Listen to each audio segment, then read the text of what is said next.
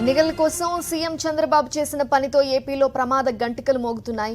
రాష్ట్ర ఆర్థిక పరిస్థితి దారుణంగా మారింది. కనీసం ఉద్యోగుల జీతాలు కూడా ఇచ్చే పరిస్థితి కనిపించడం లేదు. సీఎంఆర్ఎఫ్ చెక్కులు బౌన్స్ అవుతున్నాయి. ఆరోగ్యశ్రీ రోగుల బిల్లుల నుండి కాంట్రాక్టర్ల బిల్లుల వరకు అన్నీ నిలిచిపోయాయి. సీఎం సంతకం పెట్టిన చెక్కు వస్తే డబ్బులు పడతాయని ఆశగా బ్యాంకులకు వెళ్లిన నిరుపేదలకు చెక్కులు బౌన్స్ అయ్యాయనే సమాధానం వస్తోంది.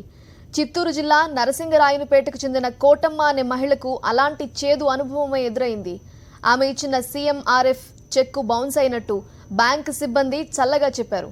ఒక్క కోటమ్మవే కాదు, అలాంటి వందల చెక్కులు బౌన్స్ అవుతున్నాయి. మరోవైపు ప్రభుత్వ ఉద్యోగుల మెడికల్ రియంబర్స్మెంట్ బిల్లును ఫ్రీజ్లో పెట్టారు. ప్రైవేట్ హాస్పిటల్స్కు చెల్లించాల్సిన 300 కోట్ల రూపాయల ఆరోగ్యశ్రీ బిల్లులను కూడా చెల్లించకుండా పెండింగ్లో పెట్టారు. టోటల్గా ఏపీ ఖజానా దివాలా తీసినట్టుగా కనిపిస్తోంది.